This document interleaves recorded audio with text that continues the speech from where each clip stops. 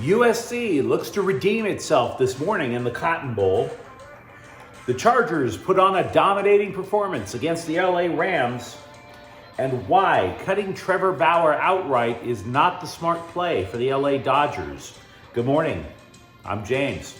This is your daily dose of sports. It's an art for the greatest sports city in the world, Los Angeles. This is the faithful Angelenos Morning Report.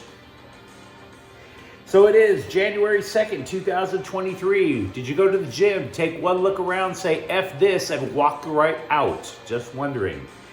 Meanwhile, let's talk a little LA sports. If you're enjoying the content that we put out about LA sports, click and clack the like button. Click to clack the subscribe button. There's a notifications bell. Hit that. It'll let you know we drop new content. Sharing is caring. Let people know we exist, and by all means, comment. So, before we go through the news and notes, and there's a lot to talk about, quick look at the scoreboard. Chargers 31, Rams 10. Austin Eckler rushes for 2 touchdowns. He becomes the first man to rush for over 100 yards against the Rams this year. The Bolts have a 4-game winning streak.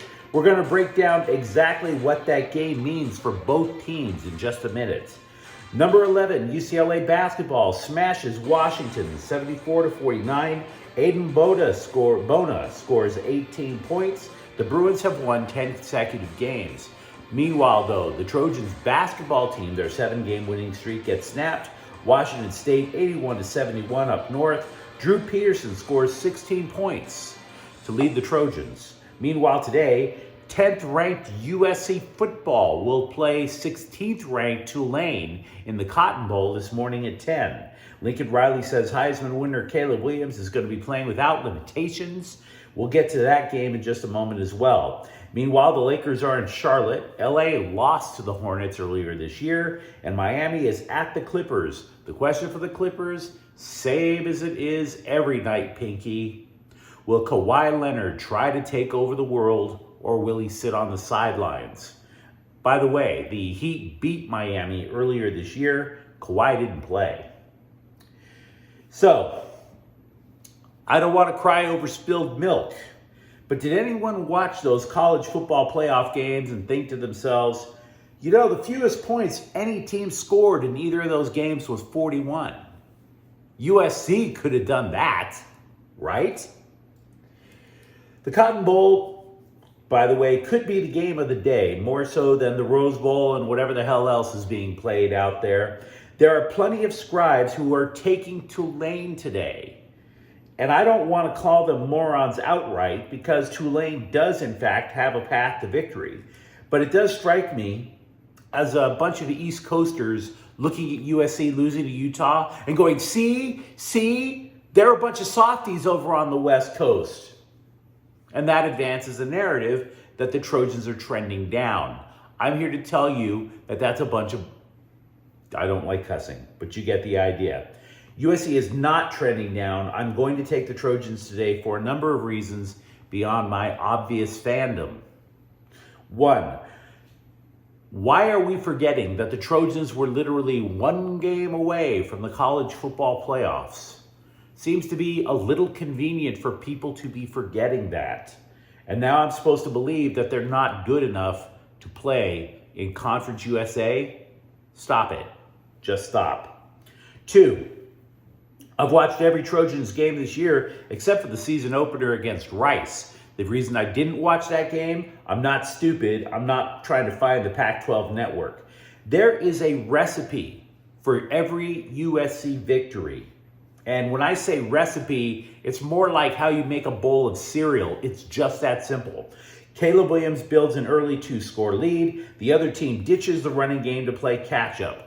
When the opposing offense is only running pass plays, that leaves the door open for Tuli Tuipulotu to get a bunch of sacks. That helps the Trojans create a lot of turnovers, game after game after game. So yeah, I expect that recipe to be followed today. Now, I also admit that USC is missing 2 offensive linemen, but Tulane does not create much of a pass rush. So I don't think that that's a significant blow for the Trojans. They average Tulane averages only about 2 sacks per game, and that's against lesser competition. I think, therefore, Williams is going to have plenty of time to throw, and I also think that running back Austin Jones is going to have a field day. Having said that, I don't want to be as bullish on the Trojans as I was for UCLA against Pittsburgh a couple of days ago. Tulane is a threat. They can score too. They do like their quarterback. Michael Pratt has thrown for more than 2,700 yards. He's got 25 touchdowns, only 5 picks. But what makes that team effective today is going to be running back Tajay Spears. I would go so far to say as Tulane, their key is how many touches Spears gets, because he has 7 straight 100-yard games, 1,376 rushing yards this year. The more touches he gets tells you that the Green Wave is keeping the game competitive. And Tulane knows this. They know it's essential to keep USC from getting that fast start. They already run the ball more than half the time. They would love to get scoring drives of at least 10 plays. Having said all that about Tulane and their path to victory, people thought USC wouldn't be tough enough to stop the Notre Dame running game. The Trojans were. I think the Trojans faced a gauntlet of 3 physical teams in a row. And after beating UCLA, after beating the Irish, they just ran out of punching power in round 3 against Utah. Now, they have rest. They have a chip on their shoulder. Linebacker Eric Gentry typifies this. He's one of the defense's emotional leaders. He said he was limping around for much of the second half of the year for the ankle injury, and now he's 100%. So the questions for me going into this game: 1, is Williams healthy enough to build that quick lead? 2, if he's not, does Lincoln Riley have the chutzpah to call in Miller Moss to replace him? And 3, does Tulane have any way to answer if USC puts up an early 2-score lead? The only answer that has a definite no is Tulane keeping up. And that is why I'm taking the Trojans this morning. The Bolts have improved to 10-6 on the year with that victory over the Rams yesterday. The win will lift them to 5th in the postseason seeding if the playoffs started today. That boost came as a result of Sunday Night Football when the Pittsburgh Steelers knocked out Baltimore. If the Chargers win in Denver, they will clinch the number 5 seed. That would mean probably a rematch against the Jaguars over in Jacksonville. But that's a week away from determining, so let's not get too far ahead of ourselves. I think what impressed me most about the game was that Eckler became more than, say, a punctuation mark for the Chargers offense. He did not simply finish the statement. What I mean by that is you'd have the Chargers getting into the red zone, getting inside in a goal line situation, thanks to Justin Herbert, and instead of passing to get the touchdown in goal line situations, Eckler simply just dives into the end zone and gets the touchdown. But in this case, this match was all about Eckler. And the Rams, again, are good at stopping the run. They are a top 5, I believe, rushing defense team. And Eckler was the first to crack 100 yards. He rushed for 122. Also, what I liked about this game, this is the 4th consecutive win, but in that 4-game winning streak, the Chargers defense has only allowed an average of 11 points. How are teams going to beat the Chargers if they can only score 11 points? The most any team has scored against the Chargers in that winning streak is 17. Now, I'm not saying this is going to mean the Chargers run the table all the way to the Super Bowl, but it does give you a reason for cautious optimism. This is what they say, peaking at the right time. We don't have to worry yet about the Bolts offseason, but I've been talking a lot about the Rams offseason, so let's be fair. CBSSports.com lists the Bolts' needs as both lines: offensive guard, offensive tackle, defensive tackle, edge rusher, tight end. My question to you is, if you are looking ahead that far, do you agree? I was under the impression that the left side of the offensive line was set, from center all the way out to left tackle. You could say right tackle is an issue. And I would also agree that depth at defensive tackle is a problem because the Chargers stink at stopping the run. So you'd let me know what you think about that. Meanwhile, we have been taking consistent looks at what the Rams need for next year. They've been eliminated for a couple of weeks as it is. Regarding the draft, they currently have the 37th overall pick, which is pretty high in the second round. CBSSports.com listed the positions that they believe the Rams need, and I can't argue with some of them. Guard, tight end, edge rusher, definitely backup quarterback, but I'm not sure that cornerback or defensive tackle is a need yet.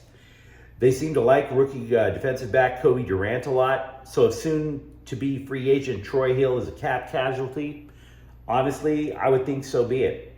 They also have to choose between two defensive linemen who are about to be free agents, A'Shawn Robinson or Greg Gaines. As for the game itself, Cam Akers also rushed for more than 100 yards for his second consecutive week as he continues to reestablish himself with the franchise.